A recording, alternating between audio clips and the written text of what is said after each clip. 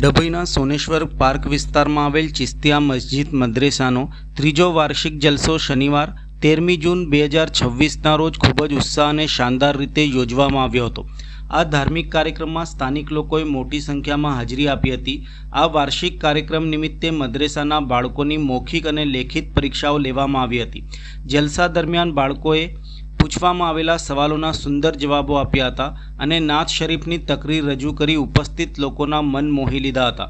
કાર્યક્રમમાં મોટી સંખ્યામાં લોકો ઉપસ્થિત રહ્યા હતા અને તેઓએ બાળકોને ઇનામ આપીને તેમના ઉત્સાહમાં વધારો કર્યો હતો।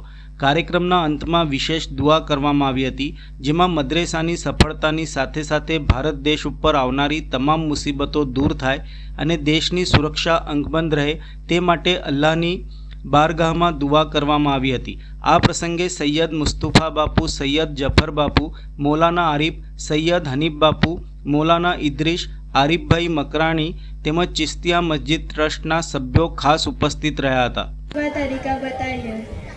पहले बिस्मिल्लाहिर्रहमानिर्रहीम पढ़े, फिर दोनों हाथों को कट्टो तक 3 बार।